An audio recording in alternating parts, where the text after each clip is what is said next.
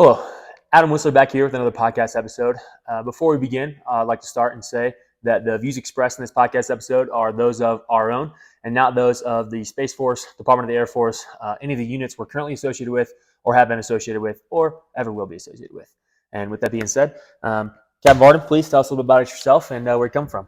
Sure. Okay. So I'm Capt. Varden. I've been in for going on 15 years now, actually, as of 2 days ago. Nice. Yeah. So 15 years, 10 years prior enlisted. I was aircraft maintenance for about 9.5 of those years.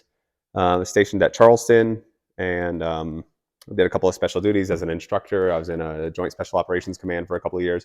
So I actually worked with probably a unit that you used to be part of. Sure. Since I worked with 75th Ranger Regiment and some other units like that. So that was a really cool time. Went over to Germany. While I was there, I got picked up for OTS. Yep. Initially, I commissioned to go be a navigator.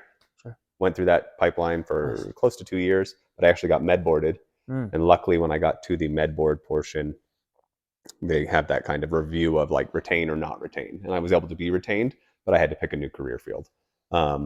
Non-rated, of course, not flying. So I went to, I reached out to a buddy of mine that I actually went through NCO Academy with. That was a space guy that I really just enjoyed our conversations and everything. And he really sold me on space and made it sound cool. And so then I put in my transfer paperwork to try to go into a space career field. And right after I got accepted to that, went out to Vandenberg, went through the space thing, and then the Space Force was stood up that winter. Yeah. So it's pretty cool time to transition. Just kind of worked out lucky. But how many years ago was that? 2020. Okay. Yeah. So right around whenever Space Force started. Yep. Pretty much. Yeah. It's like as I got picked up for the career field. Yep. And was waiting on my orders to go to Vandenberg, they announced the Space Force or stood it up, and they put in the first 2 members or whatever it was. And then I went out there. So it was an exciting time to transition to a new career field that I knew nothing about. So how's that transition been for you? Like, what does it look like? Let's say comparatively, not only as previously being enlisted, but also just like previously being being an inter-service transfer. Like, what does that transition look like for you? I think it's really cool that they had they solicited a lot of feedback right out of the gate where they wanted to know how they could improve things or make it better. And they were open to ideas and stuff like that. Not that I didn't have that in the Air Force, but I felt like a lot of things were already kind of established in the Air Force. There was already rules and guidelines and red tape to establish new procedures or acquisitions or whatever it may be. They were all already established. They've been around for decades working the way they had worked. So when you did have a new idea, it may run into more roadblocks that had already been established. Whereas the Space Force was kind of like, you got an idea, let's go for it. Right. So as an ideas man, personally, I think it was a great fit. So I was really honestly excited about it and to establish a new culture. Yeah. And I think the second part of that you asked was like coming from prior enlisted on the Air Force side too. Very different career field. I'm not speaking negatively about aircraft maintenance, but it is hard work, long hours, long days, lots of deployments, stuff like that. So, and I'm sure you can attest to previous career fields that you work because you're prior enlisted as well, right? Yep. So just kind of the mentality of the career field, like as a whole, is a lot better here because I think people have a lot of really good opportunities out of space. Right. But you can't speak when people are being negative about maybe the space environment that they're in. You can't speak to it from a relative point of view where you're like, you don't know hard, because then you just sound like the old guy talking about like, I walked uphill to school both ways, So it's a completely different environment, and I did have to kind of adapt a little bit, but it's been a pleasant experience so far. So I'm really grateful for it. Yeah. Okay. So, kind of how I steer most of these conversations whenever we're looking at like, Space Force, obviously we're coming in being the Guardian Resilience Team. What we teach here at Schriever Space Force Base is our 5 factors of health. I know you went to our Essential Health and Wellness course. I did. We talked about the 5 factors of health, right? So our 5 factors, it's how we move, it's how we eat, it's how we recover, it's how we think, and then it's how we connect. We'll kind of just go one by one a little bit about like how you live sort of a healthy lifestyle in each one of those buckets. We'll start with, my personal favorite, obviously being a little biased. It's just movement, right? So like, how do you, I know you have like a really unique sport that you pursue at a high level. Can you tell us a bit more about like what that sport is, and then just sort of how do you manage that and in pursuit of that while you're in the Space Force uniform? Yeah. So it is more challenging, I think, than maybe previous physical endeavors that I've taken on. I think when I first joined the military, it was more like the PT test was a big deal, right? Sure. Like knowing I had to do that with no experience prior to the military was a big deal. Then I kind of got into lifting for a few years, but more from an aesthetic point of view as opposed to like a powerlifting point of view like you do. But I did start to, grow in that area as well, where I was interested in having that explosive ability.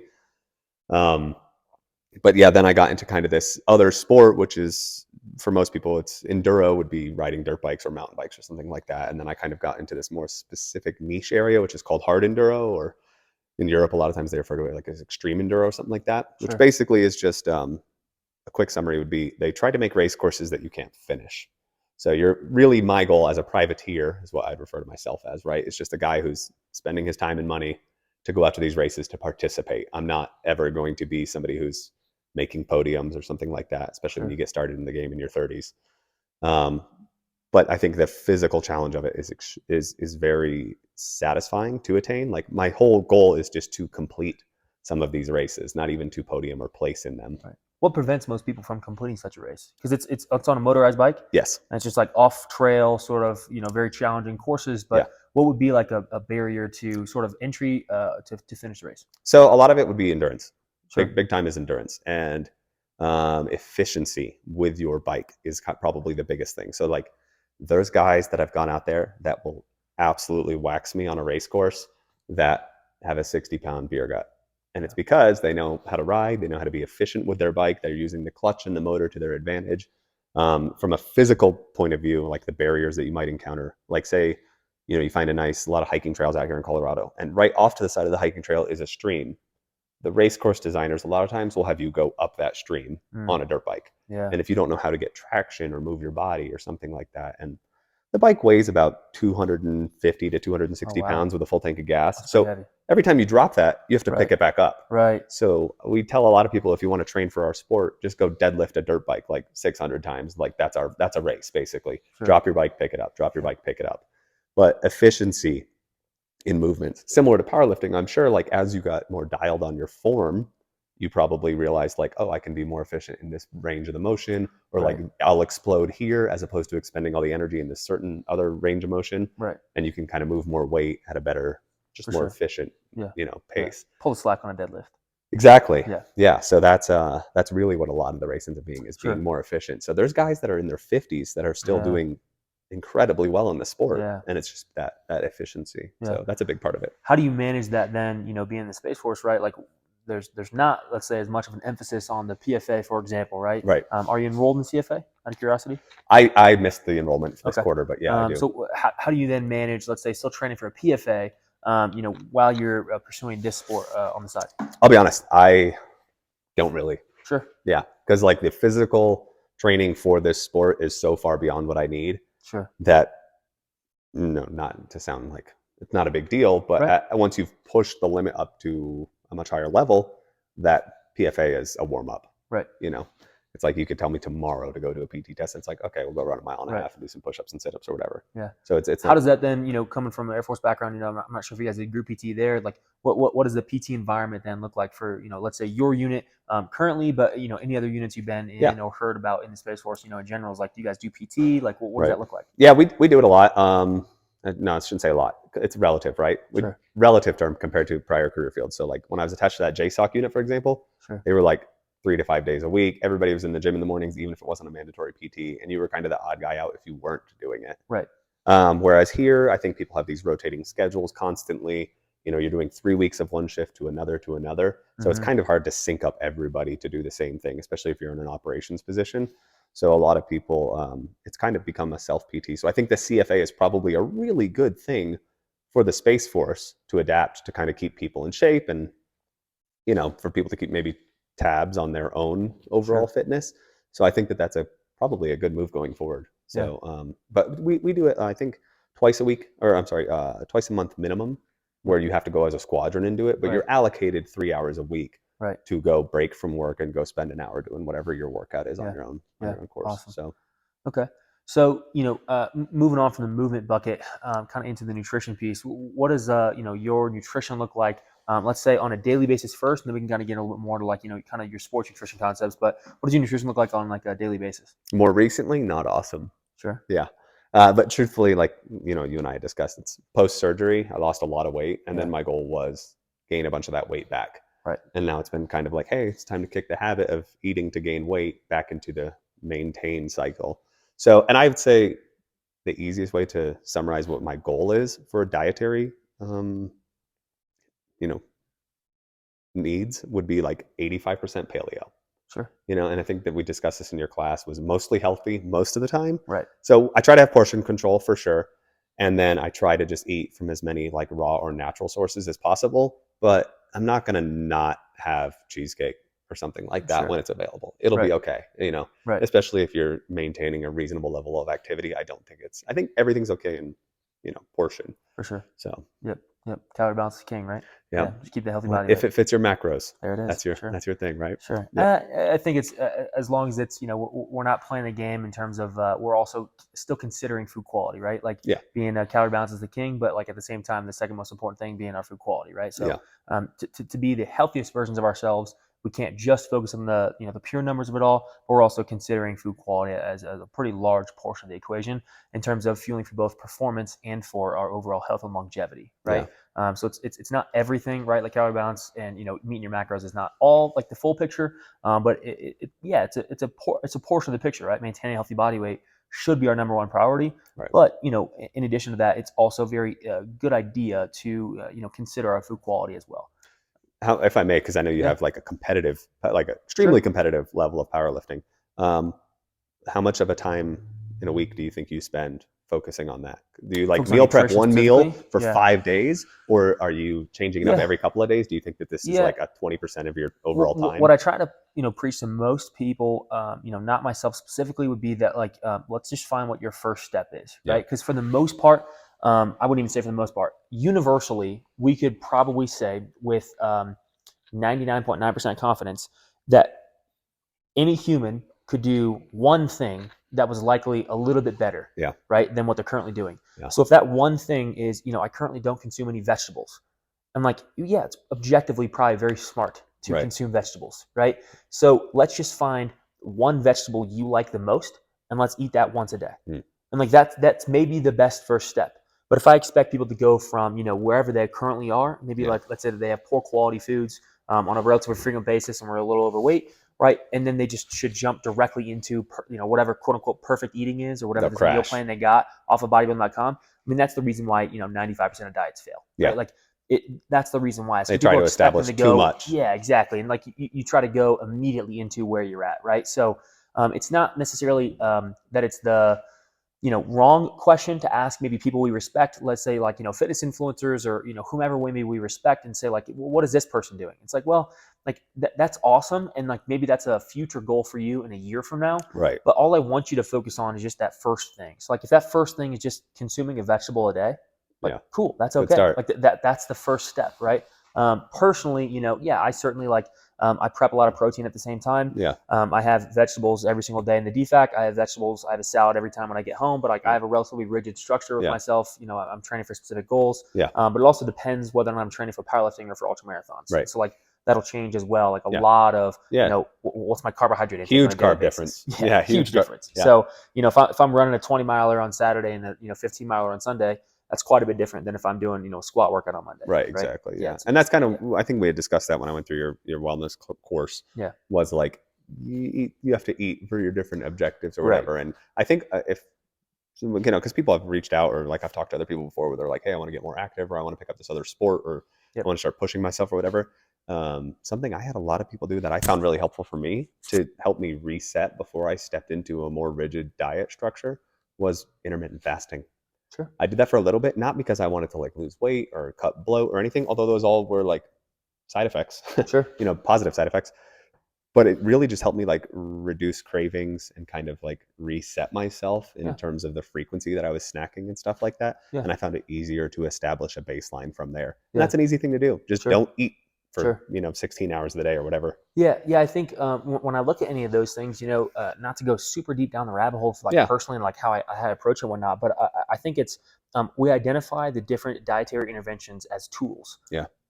How do I mold the variables of nutrition to fit the individual that I'm coaching? Right. Right. So like for an individual that let's say is training twice a day and would like to also lose 20 pounds of body weight, right? But they're training twice a day at a very high level, but they want to cut some weight, let's say for a competition, Sure. right?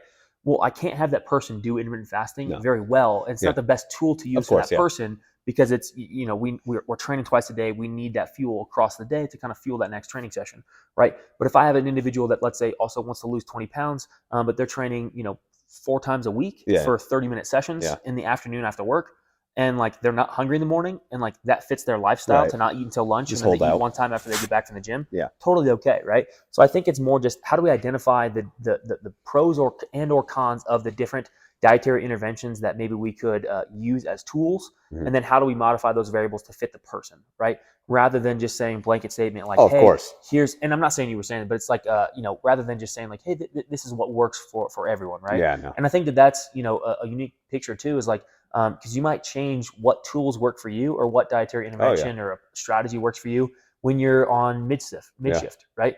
And it might change for you when you are, training in season versus, Right. out of season, right? And like, how do we fluctuate the variables of nutrition to fit our lifestyle at any given time? And I think that's the real I skill. think educating For sure. and trying Right. whatever works for Right. you, because everybody's kind of machine responds differently. Sure. It seems like, like I definitely won't consume your diet, and you definitely won't consume my diet. Yeah. Because it won't help me meet your goals, Yep. and vice versa. Correct. So yeah, it is definitely a topic. Yeah. Yeah. Okay. So, I think with nutrition, then kind of the final piece is like, I'm just curious, I like to ask, like, how do you manage your nutrition when we look at like, a daily basis with the Space Force? And then like, if you've ever done any shift work, like Yeah. how might you, let's say, for anybody watching that is also a Space Force Guardian, if they want to try to improve their nutrition, whether that's, on normal shifts during the day, or if that's even during night shifts and whatnot, like how do you kind of approach nutrition from that standpoint? Yeah. So especially when you do the night shift type of thing, you can find that your maybe cafeteria options are a little more limited, and it would be easier to break the cycle of healthy by going with like a dirty grilled cheese or something like that on Sure. night shift. Definitely a lot easier, and it's available, and it's something that's actually fresh or hot at night. So really, I think prepping, but also having some backups in place to avoid caving. If you already have like, I go to Costco and I'll buy like the trail mix, like 30 packs or whatever, like the fruit and nut one. Sure. That'll hold you over for a few hours, no problem. Mhm. And if you need to make it until the breakfast chow hall opens to get something better, Right. that'll get you through a few hours. You're not going to die. That's the big thing. People are like, I'm kind of hungry. It's like, well, no, you're kind of bored because you're on night shift and Right. maybe you can't talk to people, or operations are a little slower, or whatever it may be. People get bored, they get snacky. I definitely overutilize caffeine for all sorts of different split shifts. Really just daily. I probably use too much caffeine, but everybody has their vices. Sure. But yeah, things like that have helped me get through without turning to like, hey, what's prepackaged foods in the snack bar? Yeah. Don't get me wrong, like snowballs or something like that. Sure, that sounds awesome at 2 a.m. Sure. to keep you awake, and it'll keep you up for a couple hours. Sure. But something else like that in your pack, or beef sticks, or jerky, or something like that, that'll get you through it too. Right. And also, you're not going to die if you don't eat until the morning. Like, Right. You'll be okay. I think people just cave too quickly, personally. For sure. Yeah. Yeah. Yeah. Do you have any strategies other than just like, thinking to yourself like it'll be okay? Yeah. Do you like go for a walk? Do you drink additional, fluids? Like, Oh, for sure. What are the strategies? Water. That's like, that's a good. If you don't have necessarily food to have, just drink a bunch of water. You just go to sleep. That's how Sure. that's how it works. That'll Sure. get you through. Yeah. Yeah. I think more people need to give that a go once in a while. Drink a little extra water. Yeah, just drink extra water. You'll be fine. Yeah. Metamucil, actually. I've started doing that over the last year or so. Yeah. Because fiber is a huge thing that a lot of people are deficient on, and it affects yeah. like your gut biome, your digestive tract. Also, Right. just to take it all the time in general, it's pretty cool. If you haven't done it, it's pretty awesome. Yeah. But when you do have a higher fiber intake rather, I do find myself less hungry, less frequently. Yeah. And caffeine's also a stimulant that'll It curb is. hunger for a little For while. sure. But Sure. staying active, or like walking around or something like that. Also If you're on helps. night shift, if you're allowed to leave whatever Right. operations floor or whatever, or if you have a post, you may not be able to. You know what I mean? If you're Right. security forces or your aircraft maintenance and you're stuck on a plane for 6 hours, it's not really something you can Right. do, for example, and For sure. you may not really have something available. So definitely stack up on this, and that'll Yeah. get you through the night. Plenty of But fiber for sure. Yeah. People sleep on it, but it's pretty good. I agree. Yeah. Yeah. Yeah. Awesome. Okay.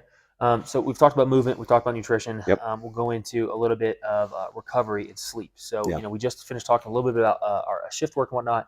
What other considerations do you give toward like really trying to emphasize your healthy sleep habits? So I really am passionate about sleep, and I do really value at least 7.5 hours a night. So if anybody is curious about sleep, or they think they get bad sleep, I cannot recommend a book called Why We Sleep enough. I'm not sure if you've already Yeah, familiar. Dr. Walker. Yeah, exactly. Incredible book. Really. And if you don't want to do that, just go find Joe Rogan's podcast with Dr. Matthew Walker. Correct. It's like 3 Also hours. has like multiple TED Talks as well. Yeah, about it. exactly. Yeah. And he's fascinating. But Yeah. once I listened to a few of his podcasts and then I watched Right. a book on him, I was like, I gotta take my sleep more seriously. Especially because, my old career field, it was like minimum 12-hour days for the most part. And your 12-hour days weren't 12-hour days. You showed up a little before, and a lot of times you didn't leave till a little bit after. So you were really pushing more 13 and a half, 14-hour days frequently. And there was times, I'm talking like 6-month cycles where I would go home.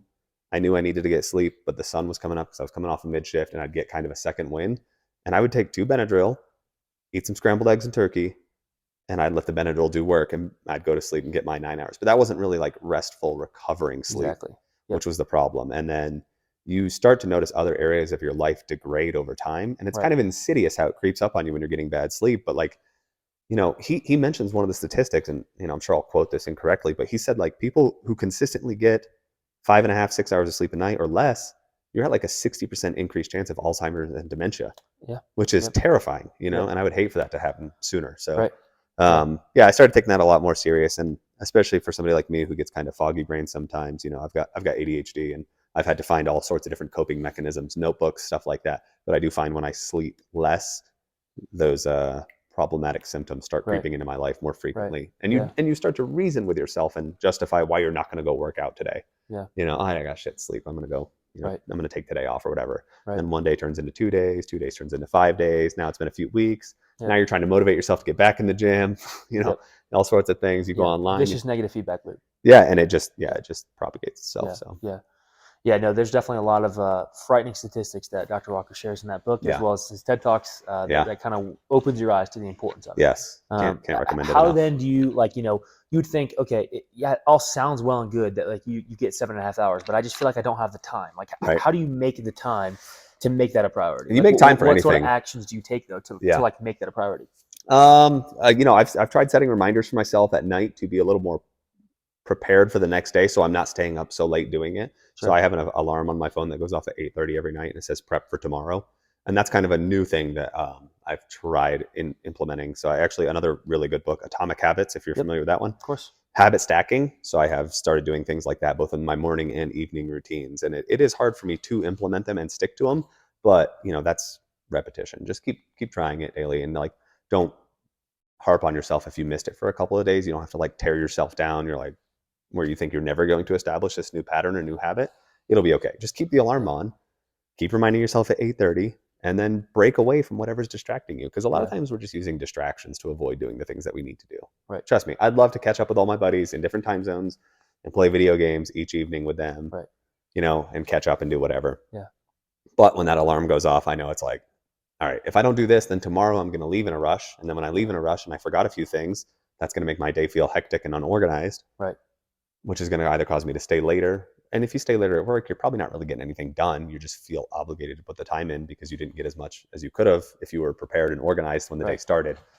So it really is, like you said, it's a vicious cycle of like secondary and tertiary effects of just not preparing for it. So, and truthfully, like, I mean, maybe you have a more specific opinion on it. Like, I take melatonin pretty frequently. Sure. And maybe, I don't know, try not to form any sort of dependency on it like that. Yeah. Keep it at like 5 milligrams. Sure. But sometimes I'm wide awake and I'm really fired up at 9:30 at night doing whatever it is, maybe a personal endeavor outside of work. Yeah. If I take melatonin at like 9, by 10 o'clock, that second wind isn't going to be there because the melatonin starts. It just helps me form a habit. Sure. And not necessarily of taking the melatonin, but of going to bed at a certain time. Right. So, it's an aid. It's an aid. Yeah. I think that, that there are a lot of, obviously, we could talk like the full hour about sleep, right? And like and all the intricacies of it. You took the Essentials course. I'll have an entire course on sleep in our Google Classroom. That's awesome. And in future Essential Health Wellness courses, like, I just included that in our PTL course last time. So like we definitely do focus on that, a tremendous amount. Yeah. And I think what's important is just like we're talking about like, even just action steps, like I said, like what's the next one thing? Like what's the next one step we could take, right? Maybe for you, like taking melatonin is like, that's okay. Right. But maybe, doing it on a frequent basis, like 6 days out of the week, maybe your next step is to just do it 4 days out of the week. Right. Or maybe your next step is to keep taking it 6 days a week, but cut that melatonin 5 milligram gummy in half, Yeah. right? 2.5. Do 2.5 instead of Right. 5, something like that, right? So Yeah. how do we sort of generate momentum toward maybe a direction that we may think might be net beneficial, right? Yeah. And maybe that's not melatonin first. Maybe the first thing is, I'm going to reduce my overhead light exposure at night before bed, right? Random stuff like that. There are other aspects Absolutely. to sleep that we could also take, into account and prioritize those as our next most important thing. Yeah. So then let's, tackle that next most important thing. Like you said, set an alarm. We still have to, get into that routine and that habit, right? Yeah. One of the things I really like to think about whenever I'm thinking about habit stacking and habit development specifically is, just make a deal with yourself to never miss twice. If I missed yesterday, that's okay. Let's just not miss twice. Let's do it today. That's good. And then I'll do it today. I'll do it the next day. I'll do it the next day. I'll do it the next day. And then maybe I miss a day. But that's okay, right? That doesn't mean that I can miss, again the next day because I built up 5 days of resilience. No. It's just don't miss twice. That's a don't really miss good 2 days rule in a of row. thumb. That's a really and good goal. just hold yourself to okay. It's okay. I don't have guilt associated with it. So then we can just say I missed yesterday, and that's okay. I'm just not going to miss twice. That's a really good goal. Yeah. So, okay. So, we talk about kind of even playing those mental games with ourselves, right? That kind of goes into that self-talk bucket, right? Of our 5 factors of health. So that think bucket, is there anything that you sort of take into account in terms of maybe how you think about exercise, how you think about nutrition, how you think about sleep, or just how you think about, just life in general? What do you do to kind of account for trying to optimize or epitomize, healthy habits with your self-talk? Well, that is an interesting question because I have definitely been probably similar to you. We are our own worst critics. So no matter what level of success I attain, I'm going to criticize what I could have done to be more successful or more accomplished in whatever time period that I had initially set. Sure. I think the thing that's been maybe it just comes with, being on the back 9 of my career, if you will, because, I've got 5 years left or so. Sure. Is forgiving myself on some stuff that I don't meet, like you said, don't miss 2 days in a row. Yep. It's okay. If you don't stop setting one, still do this. And I'll probably do it the rest of my life is over setting too many goals especially for a single day. Sure. Is setting way too many things to get done. Being more realistic in what you're setting for your goals, establishing patterns for accountability, or just to keep you on track. A notebook has been the most successful aid in my career, hands down. And it took me years to actually start using one. Yeah. And I've tried to use any format specifically. Do you use any branded notebook, or do you use an open pen and paper? No, I do. I use the Moleskine weekly planners. So on the left side of the notebook, I have Sunday to Saturday. Yep. And then on the right side, it's just open for blank notes. And then when you flip that page, it goes to the next week. Yep. And then more recently, I have actually started using something from a website called Bigger Pockets, which is a real estate, investment type of thing. Sure. And one of the founders of that website, and he does podcasts and stuff like that. His name's Brandon Turner. He made something called an intention journal. Yeah. And it's about that thick. Sure. And it's only good for 90 days. But you set 3 goals for that 90-day period. Yeah. And then every single day you have to journal what you did towards those goals, a weekly recap. And there's other spots in there too for how was your sleep? How's your water intake been? Stuff like that. How's your exercise been for the week or whatever it is? And then you can kind of maybe pick up some patterns on yourself where you're oh, I noticed the 2 weeks I didn't exercise at all was also the weeks I did nothing towards my goals. Right. So I have done that. And I stared at that book for 9 months to try to figure out what I wanted to put for my 3 goals. Sure. Yeah. So it's I'm always trying to evolve that process and maybe get better. But the Moleskine has been a go-to weekly planner. It's $20 or something like that on Amazon. It's perfect for work anyway. Good to know. Okay. Yeah. I'll share 2 things with you then. One of the things that I forget exactly where I heard this, but it's a very fun concept is most people, vast majority of people that we talk to, very much overestimate what we can do in a day and underestimate what we can do in a week. Right? On average, most people think I have the time to do all this stuff today. We make a massive to-do list. Right. But then we only do half that to-do list on a day because we overestimate what we can do in a day. But if you put those spread across a week and we really what's the one most important thing, right? The book is the one thing, right? That's an easy book to read. And just it's just how you prioritize and execute, right? And so if we can prioritize and execute on the one most important thing for today, and then we do that again across a week, it's we typically underestimate what we can do in a week. We underestimate what we can do in a year. Yeah. We dramatically underestimate what we can do in a decade. Yeah. Right. So I really like that concept. And then this other one is like, it's a quote. I changed one word out of it, but I've heard this quote multiple times now. So the success you're looking for is in the work you're avoiding. Like that one hurts. It Like that stings a one's little, tough. That one right? stings a little bit, right? Yeah, But like it's in the work that you're avoiding. It's by avoiding the three goals that you couldn't decide on, right. the success you were looking for is right there. Yeah, Just write three, 9 months. and it doesn't have to be Right. perfect because it can mold and adapt with you, right? Yeah, But what was the thing that you needed to do? Just get started. yeah, Just do the thing, yeah. Being right? decisive and going on it. So I think that's where a lot of people kind of get stuck Yeah, is in that self talk bucket, right? Like in like that because that's the thing that gets our momentum started, yeah, right? Started in the right direction, started in the direction that we think that is positive for us, and the net positive, right? So yeah, I like those yeah. two a I lot. like those a lot too. Yep, Have you ever heard of Alex Hormozy? of course. Yeah, Yep, I'm just finishing up his book now, $100 million yep, offers. Yeah, yep, and then I yep. have leads on that's in the Sure. queue for next. But Yeah. even if you're not into marketing or something like that, I Right. think he's got some really, I really agree. insightful, Yeah. thoughts. Yeah. And he's Yeah. obviously got the success to boot it. Yep, that's for So dang sure. yeah, Yeah. Okay. No, cool. So I definitely want to talk to you a bit more about like the real estate stuff and like the planning and sure. whatnot. But we'll finish talking 5 factors of health Yeah, first. absolutely. So, do we do anything else? We talk about connection being the fifth factor of health, and the importance of just like relationships, right? Whether that's Yeah, romantic relationships or just friendships, also relationships with our family, and then also within the connection bucket, we also talk about the importance of leadership, right? So first, I just want to talk to you a little bit more about like how do you establish, and maintain relationships while you're in the Space Force with your family or your friends, right? yeah, And like, how do you manage your relationships there? yeah. And then we'll talk a little bit more about leadership. Sure. Well, where to start? I do like to utilize my drives out to the base because, we're out here 30, Yep. 25, 30 minutes away, depending on where you live in town. It's probably most people's Yep. drive. And that's typically where I make my calls, especially to immediate family. I probably Sure. call my parents each a couple times a week and stuff like that, which is nice to keep in touch with them. I don't always have something to say, but it's nice to keep in touch with them. Right. And then obviously you have different social media methods and stuff like that, but it's easy to disappear and kind of ghost away especially when you work like swings or night shift or something like Right. that, or when people are in different time zones than you and stuff like that. It's really easy to do. So, I mean, but you have your work family too, and like, Yeah. even if the people that you work with aren't necessarily, you don't share all the same interests, it's really nice to like cultivate those relationships and like, for me coming on, 15 years now, like I really value the relationships where people are eager to get started on their career and I can help them set up for the future. Yeah. Even if their future isn't necessarily with the military, how can I be part of that process for you and stuff like Right. that? So I don't know. It's really nice to maintain those things, but I can see getting disconnected when you work shift work and stuff like that. Right. So I Yeah. don't know. It's That makes easy. It's sense. easy. It's easy to slip How do into you it. then, kind of tying those both together? Like, how do you then, as a leader, foster those connections with, whether that's your subordinates, whether that's your peers, any of that kind of stuff? Like, how do you, as a leader, foster the opportunity of like the culture Yeah. that we care for each other, and how do you like, build that sort of routine with your unit? I think you learn a lot more about people individually when you don't necessarily have an agenda every time you talk to them. Sure. I never liked when I had somebody who I worked for, where every time they came out to me, it was for a tasker or to check up on a project or to do something like that. You know what I mean?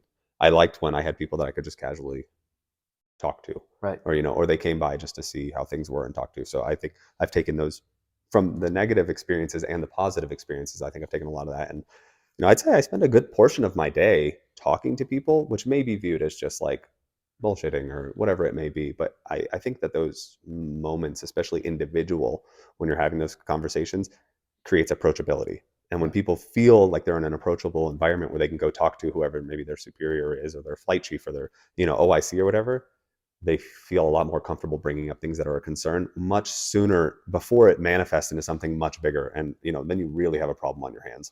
Yeah. So I think approachability in the workplace makes a huge difference. And it's really rewarding to see people develop or Right. get through a funk or whatever it may be. It's awesome to see somebody on the upswing of life recovering from a down point. So Yeah. Yeah. yeah. So one of the things that I talked to Masson Rod about, but I've talked to a couple other people about as well, is like you're coming from the enlisted side, and then you commission out as an officer. Right. What does the officer and enlisted relationship look like in the Space Force, and like how have you managed sort of that transition? Yeah. So it's much more, I think the ratios is what makes a big difference in the Space Force. Like I feel like from prior career fields, say aircraft maintenance, you might have 2 or 3 officers to 300 enlisted or something Right. like that working on the flight line. And they relied heavily on their senior NCOs to kind of be that interim to manage the force or whatever it may be. And here, one, we don't have that many NCOs or senior NCOs per officer. You know what I mean? So it's Right. not like the dynamic has definitely been different. And a lot of people, they don't necessarily need to be corrected in a stern manner, but those relationships do seem to develop a lot more frequently. Where from the outside looking in, it might be viewed as unprofessional, Right. right? Because it's like 50% officer, 50% enlisted. You guys are on night shift together. You're playing board games or watching movies and downtime or like, whatever it may be. Or maybe you're in a skeleton crew, so you're there, but you're not actually doing operations for some sort of time. People are going to get to know each other and become friends and stuff like that. So this environment definitely is different compared to other environments that I've been in. But I think having a couple of Mustangs around is a good thing. You know what I Sure. mean? People that can turn it on, turn it off, and I think it helps too. I really what I would like to charge all of my other officers that I have come across from the enlisted side with, and I'm sure a lot of them do it anyway. But it's like developing those new officers. Yeah. Like really encouraging them from the start, because especially in a first accession squadron, what I found is.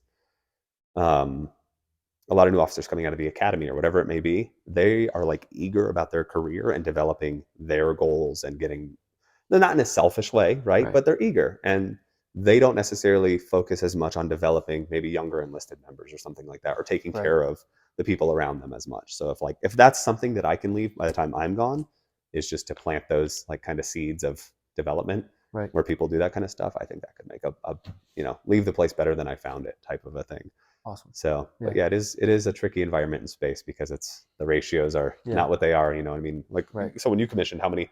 You were an officer. You were still Yep. in. Yep. You, In the Army. yeah, Army and infantry the whole time, but yeah, certainly there's like I think it's like an 80-20 ratio, like right, enlisted to officer corps in the Army, and I think it's similar in the other branches as well. right, Being Air Force and Navy as well is like about an 80-20 ish ratio, yeah, enlisted to officer ratio. So it's certainly quite a bit different, right? Like I could be one officer if I was a platoon leader, and it's me to like 25 to 30 enlisted soldiers, yeah, right? So yeah, you rely heavily on your senior NCOs. You rely heavily on that platoon sergeant, on those squad leaders yeah, in order to help you, sort of manage that large group.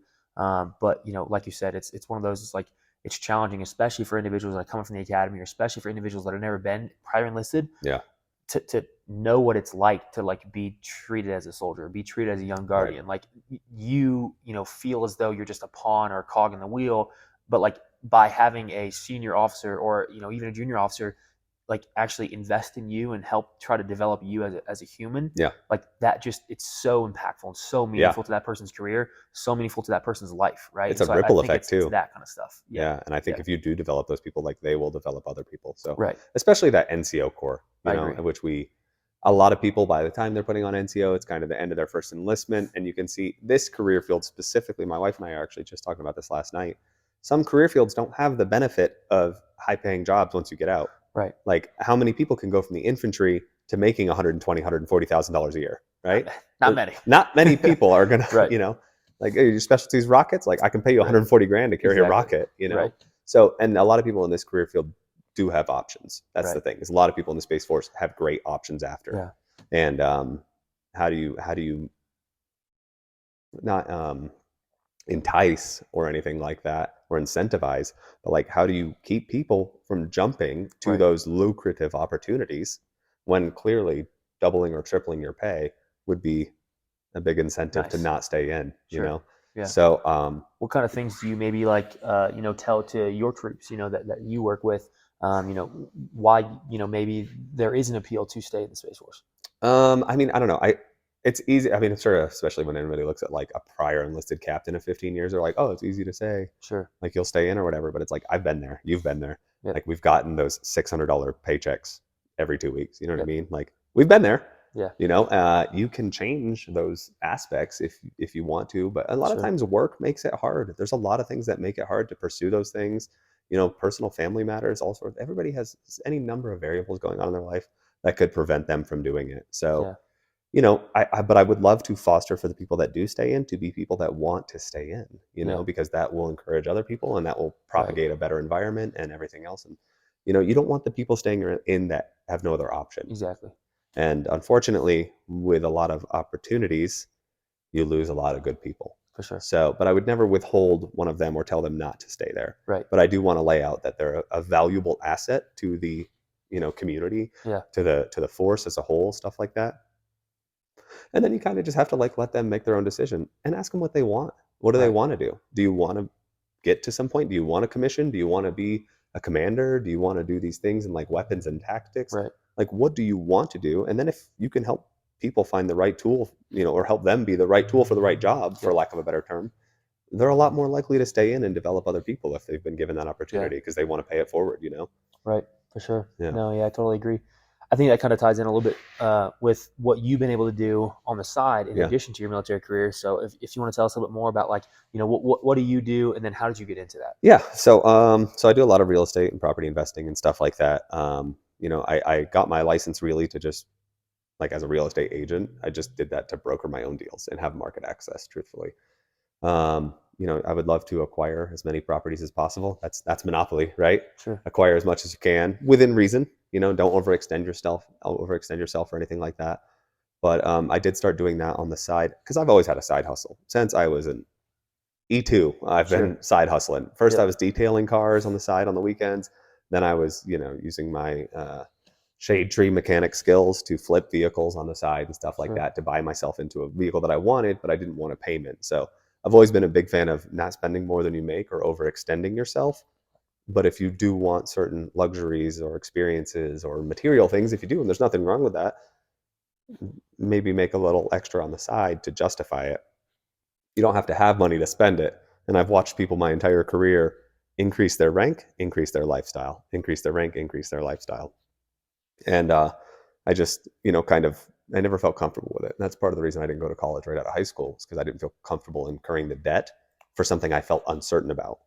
So, same thing for you want to get into a new hobby, don't extend a line of credit to get into Right. this new hobby or whatever it may be. But yeah, and then eventually, flipping cars and everything, it's just entrepreneurship in general has kind of developed into something else. And now I have a couple of Airbnbs and I have like, some long-term rentals and stuff like that. And I'm really just trying to set up a passive income so that when I retire in 5 years, I can do work that I want to do and not work that I have to do. And I think that's the position. A lot of people, they start planning in the 19th hour, of the Right. 20, and Right. they start like being like, Oh crap. I'm going to go to this job that pays well, even though I hate it and it's not awesome for my Right. family, Right. which is like, that's perfectly okay if you do those things. There's nothing wrong with that. You're providing for your family, you're doing what you have to do. And sometimes you got to eat that sandwich and Right. work the hard job or do whatever it is to provide. But if I can encourage people early on to start, it's a calculated risk. If you can start, accepting a little bit of risk, then, it'll pay off in the future. Right. So, Yep. That makes sense. How did you then manage, sort of like your time, right? Like people would think like, oh, like, you had 12-hour shifts or you're working yeah. night shift. Like, how do you manage sort of being able to do something like that and also balancing like all the other demands of life? There's definitely times that I have probably overextended myself a little bit, but I think developing a self awareness for when you start to feel overextended, or you can't achieve like a good life balance if you're accelerating in one area, you're probably not doing so hot in another area. Sure. You know what I mean? I'm sure if you get super into academics, you're probably maybe not powerlifting as Yeah. frequently as you would like, or running as frequently as you My would current like. life, but yeah, Right? Exactly. Right. yeah. So Like a it's PhD student, they don't really have a lot of time to do both ultra marathons and powerlifting while also doing a PhD. No, So exactly. So yeah, like you something will not be performed at 100%. yeah, And I think coming to terms with the fact that like one, it's an extracurricular thing outside of work. So right, whenever work comes up, you have to go, okay, look, this extracurricular thing has to stay. yeah, It has to stay to the side. I'll pick it back up in a month or 2 months or whatever it may be. So that's definitely been part of it. And not um I mean, it's like anybody working on a master's program or something like that when they're at work. Like I yeah, probably dedicate a few hours a week total. yeah, I get up early on a Sunday or something like that. I tidy up all my stuff, get ahead of it for the week. And then it's usually I've already sent out all my emails on Sunday to get everything rolling. So by Monday, Tuesday, when people are coming into work at, the private businesses and responding to me, I've already done my portion of work for the week. So it's just, at first though, it was a little bit of, trying to stay afloat yeah, or deciding if it was for me. And then I just had to find a good work-life balance. yep, So, yeah, and it gets easier, honestly, sure, because eventually once the properties are going, Right. It's fairly self-sustaining. Makes But sense. Yep. educating yourself, finding a good mentor or somebody that can guide you through the process can save you thousands of hours of I'm sure. research and learning mistakes. You know what I Right. mean? Like everybody jokes that Chiefs talk a lot. It's because they've had 30 years of mistakes, whether it's their own Right. or somebody else's to learn from. So like take their advice, listen to them. They're Yeah. speaking hindsight 2020. Yeah. And you can find the same thing in a lot of different endeavors, whether it's entrepreneurship or academics or Yeah. whatever. And I'm sure the people that you're exposed to on a daily basis with the grit team like have um, a ton of experience Yeah. that can help you further your goals. Right. So Right. really, it's just been finding the right mentors. Yeah, no, that's awesome.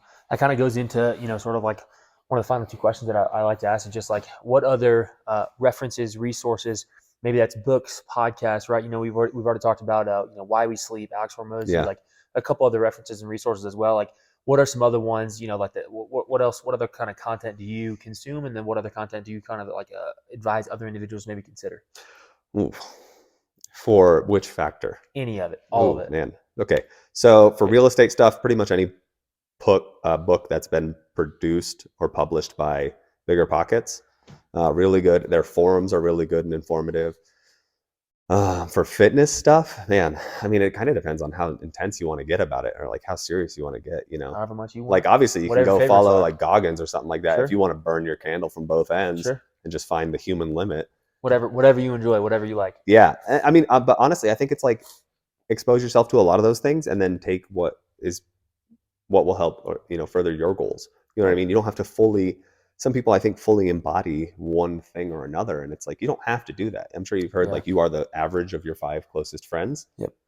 I feel like a lot of your mindset and opinions and things like that, they're formed by a lot of what you consume, whether that's if it's different types of audiobooks. Yeah. If you're going straight Goggins all the time, you're Yeah. probably going to be a pretty intense dude. Right. And if that's what you want to be, Yeah. then you know your market Yeah. to go after. I just said this in the last episode with Matt Rodriguez. Is Yeah. like you being the sum of the 5 people you interact with, but in addition to the media you consume, right? Yeah. Audiobooks, That's funny. podcasts. Like Yeah. I just said that like 2 Yeah, hours ago. yeah. It really has a profound effect on like what you're thinking about all the time. Yeah. But I think more so is like actually consuming things beneficial like that, or being around people that lift you up instead of Right. like. I'm not saying you shouldn't be helping the people around you, but if you find that Yeah. all of the people around you are reaching to you to help them, Sure. it's probably not helping you get better as Yeah. well.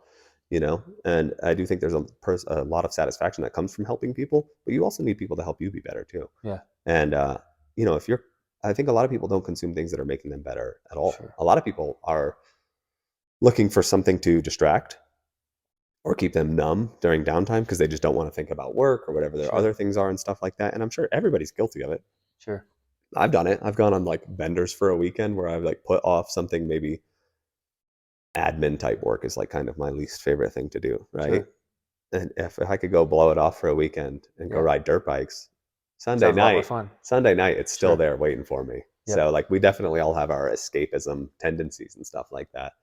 But if you find you're doing it all the time, then maybe just try to change one little thing. Exactly. You don't have to don't try to change 50 things about your aspect at once because you're going to crash and burn. Right. And then you'll reset. And like people say they lost 100 pounds, and it's like, well, you lost the same 10 pounds 10 times. Yeah. Gained, lost, gained, lost, gained, lost. It's like Sure. you didn't lose 100 pounds. Sure. So Yep. Yep. No, that makes sense, and I mean, I totally agree. Yeah. Any other like podcasts you enjoy listening to? Other than just like not just like a Goggins audiobook, but like any other podcasts you enjoy. For whether that's fitness, nutrition, health, whether that's like improving your own space career. Anything related to the military at all. Bigger Pockets podcast. I know I've already dropped them once for real estate stuff. I really like Dr. Rhonda Patrick, who I'm sure you're familiar with. Yep. I think she's really informative. She gives great sources for everything, especially if it's something that you're more specifically interested in. Sure. I'm trying to think if there's anything else specific. I mean, I've got a list of books Sure. on my Audible that I could recommend, but Yeah. I think we hit a couple of the big ones. Okay. I think as cheesy as the title sounds, I think a lot of people don't. I think one that actually helped me, self-helpy or not, whether that helps people or they dismiss it, Sure. if it can start creating like a positive mind shift. There's a book called it's by Jen Sincero called You're a Badass or something like that. Sure. It's a yellow cover.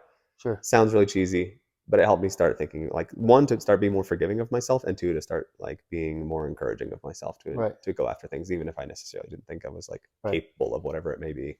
So I think, there's nothing wrong with self-help books. Not at all. If you pull Yeah. something from it, even if you read that whole I book agree. and pull one thing, that's one thing. Yeah. And Yeah. that stacks up. That 1% Yeah. a day makes a Exponential tremendous increase. difference Yep. over time. Little James So Clear. yeah, Yeah. Yeah. No, I totally agree. And, I think, as we talked about, just the same thing with nutrition, right? Same thing goes with the books we read. Same thing goes with the podcasts you listen to. It's Yeah. like, it's one of those things. It's like, what are the tools that work for me? yeah, And a different approach to improving my mentality or mental state or mental performance, whatever it is. Reading a different book maybe speaks to me, right. right? And if that's a tool that works for me and improves my life in any way, that's a worthwhile tool, Yeah. right? But if you respond to that tool, better than other people, no big deal. Like it doesn't Yeah. matter. Like what resonates with you Yeah. is all that matters, Yeah. right? And so if that resonates with you to improve your life, like absolutely, Yeah, by all absolutely. means, go for And it. it's not like you're going to lose something by listening to it, giving Right. it a shot, right? It's not going Yeah. to make you worse. Especially if, like you said, you just try to find that one thing. Because even if there's just one thing out of it, realistically, like if you have 100 books in your Audible library, if you could go through your library and say one thing you got from all 100 of those books, damn, that's a pretty good essay, Yeah, right? right. That's a pretty solid list of 100 things. Yeah, But if absolutely. all that does is, it took 100 months of a book a month on your Audible, on Yeah. your subscription, and then now, oh, look at that, I have 100 lessons learned from the books I've read. Yeah. What a tremendous feat, right? Yeah. So rather than looking at it as, well, I've read 100 books and, like I only got one thing out of this one I just read this month and it really wasn't that valuable. And I, spent 13 hours listening to it. But it's like, but if I know that same one thing and it was valuable and impactful in my life and I can recall that thing 5 years later, well, it seems pretty impactful. And help somebody else. Exactly. You might have the perfect solution or suggestion where, right? There's a really, pretty much all I read is like finance or real estate investing or self-help or Goggins type stuff. You know what I mean? Sure. Like anything that's going to get me hyped up to just kill myself, to just push myself to like maximum, Right. and I love that kind of stuff. But there was one of my favorite books of all time is called Zen and the Art of Motorcycle Maintenance. And it's not any of those books, right? And but he talks in there about how an idea forms, and he compares it to a chemical solution. So like when something is, and if anybody's like chemical specialist, which is probably all over the Space Force because people are crazy experienced. Plenty of really smart people. And yeah, so smart. God, they're so smart. And but anyway, he talks about when a chemical is super saturated, it can accept no more. You can't mix anything else into it, right? And he says, okay, well, here's this chemical solution here, and then a piece of dust falls in it, and the chemical solution bonds to it, and then it starts to crystallize throughout the whole thing. He was like, that's an idea being formed. You could have all the information in the world from your 100 books, and none of them affected each other individually until that one thing came in, and then it all connected. And and I think that's where intuition and stuff like that comes in. But if that helps you form an idea, just because you didn't pull something from it today, man, it could be that crystallization could happen later where you get a really good idea. That's fun. Yeah. So it's like really good book. So cool. Thanks for sharing. Yeah. Anything else for you want to mention? You want to ask me any questions? You got anything else for us? Punch a hole in the wall is a big one that I wanted to go away on. Sure. Which is if you've got a project or something like that, like for renovations or anything like that, this is the example that I'll use, and I got it from a guy called Rob Built, which I really like his podcast too. I'd recommend it for anybody interested. Is like if you've got something there, like he said, like he thinks and thinks and thinks about the best way to go about a project or a renovation or adapting a property to be an Airbnb or something like that. And he said, just punch a hole in the wall. He's like, then you got to do the work, So I think if there are some things that are hanging over your head that you want to do, punch a hole in the wall, and then you got to start. Figurative. Then you got or sometimes literally. Well, in the home renovation space, maybe literally. Yeah, physically. Yeah. But whatever it is you got to do, get yourself accountable. Sign up for a race. You always wanted to run a race. Sign up for one 6 months from now. Right. The time's gonna start counting down. You're gonna have to start doing some work. So do it. Yep. Yeah. So no, that's really it. So yeah. I really appreciate you having me here. Yeah. Thanks for joining us. Really enjoyable. Appreciate you. Thank you. Heck yeah.